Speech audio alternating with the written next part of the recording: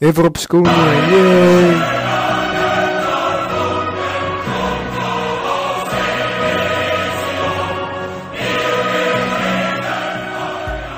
Денеска ќе збориме за патот кон Европската унија на Македонија, Албанија, Србија и Босна. Патот кон Европската унија се дели на 3 дела.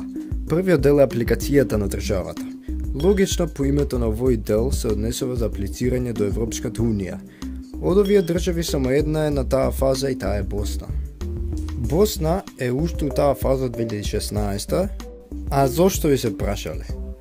Од 22 прашања за политиките и политичките критериуми се уште беа неодговорени кога Босна и Херцеговина го поднесе својот последен одговор во март 2019. Босна останува од потенцијална земја кандидат, додека не може успешно да ги одговори сите прашања од листот на прашалникот на Европската комисија, како и да обезбеди функционирањето на парламентарниот комитет за стабилизација и асоциација и развој на националната програма за усвојување на правото на Европска унија. А стабилизација у Босна не знам дали ќе се случи, затоа Босна сега за сега стои во место. Втората фаза е кандидатски статус. Во оваа фаза се Албанија и Македонија. Македонија и Албанија више аплицирале и биле прифатени, тоа значи дека добиваат кандидатски статус. Македонија е кандидат за Европска унија од 2005, а аплицираше во 2004. А Албанија има кандидатски статус од 2014, а аплицираше во 2009. Сега ќе отидеме малце подлабоко да видиме зошто не може да е поминат оваа фаза. Ќе почнеме со Македонија. Нема што многу да се збори тука, сите знаеме процесот на Македонија. Се почнува со употребата на името Македонија на спорот со Грција помеѓу 1991 и 2019 година, што резултираше со грчко вето против преговорите за пристап на Европска унија и НАТО, кој трае од 2008 до 2019, и со решавањето на спорот Европска унија го даде своето официјално одобрение за почеток на пристапните преговори со Македонија и Албанија во март 2020. И потоа во ноември 2020 Бугарија го блокираше официјалниот почеток на преговорите за пристап на Македонија во Европска унија, поради како што смета имало бавен напредок со спроведувањето на договорот со пријателство меѓу двете земји. На 24 јуни 2022 година бугарскиот парламент го одобри укинувањето на ветото на земјата по прифаќањето на францускиот договор. Сега да продолжиме за Албанија.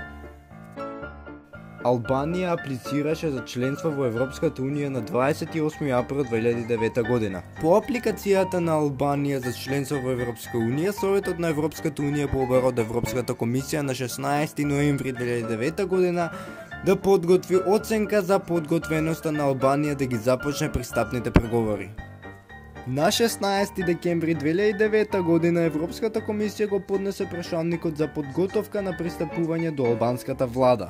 Албанија ги врати одговорите на комисијата на 14 април 2010 година. На 23 јуни 2014 година Албанија доби кандидатски статус. Европската комисија препорача Европска унија да отвори преговори за членство со Албанија во својата оценка од ноември 2016 година. Во јуни 2018 година Европскиот совет се согласи на патот за почеток на пристапните преговори со Албанија до крајот на 2019.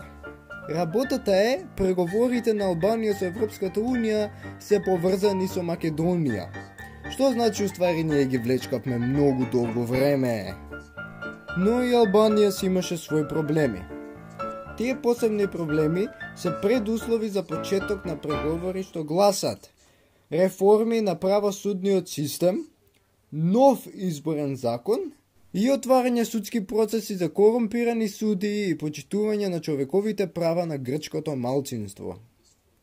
И така во март 2020 преговорите беа отворени. И за крај, третата и последната фаза – преговори. Во оваа фаза се Црна Гора, Србија и Турција, ама нема да збориме Турција, ќе се фокусираме само на овие две. Србија може лесно да се погоди зашто не може да влезе во Европска унија. И Косово во долги црти е следново што ќе го кажам. Пристап на Србија во Европската Унија е актуелна агенда за идно прочирување на Европска Унија од 2012 година, кога стана кандидат за пристапување. Србија официјално аплицираше за членство во Европска Унија на 22 декември 2009 година. Преговорите во секундава се во тек и се очекува Србија да ги заврши преговорите до крајот на 2024 година, што значи дека може да влезат до 2025 година. Ама најголемата пречка помеѓу пристапот на Србија во Европска Унија се односите со Косово. Српската влада изјави дека статусот на Косово не треба да се поврзува со преговорите со Европска Унија. Во 2012 година комесарот за проширување на Европска Унија негираше дека Европската Унија ќе инсистира на Србија да го признае Косово пред да може да се приклучи на организацијата. Во април 2013 година владите на Косово и Србија го завршија договорот од Брисел, кој беше поздравен како голем чекор кон нормализирање на односите и овозможи почеток на преговорите за пристапување во Европска Унија. И така, тоа значи дека Косово може да испадне дека нема да биде голем проблем за Србија за влезе во Европска Унија, затоа што може да влезат заедно и после ќе се испотепаат. И за крај, Црна Гора. Црна Гора аплицираше за пристапување во Европска Унија на 15 декември 2008, а преговорите за членство започнаа на 29 јуни 2012. Црна Гора исто со Србија е можно да пристапи до 2025 година, затоа што они се уствари најблиску до Европска Унија од сите овие држави. Едниот проблем за Црна Гора е дека тие се соочуваат со еколошки, судски и криминалски поврзани проблеми, што ја попречуваат нејзината кандидатура. Ако ви се допадна видеово, subscribe и лайк више нај 230 да стигнеме и 250.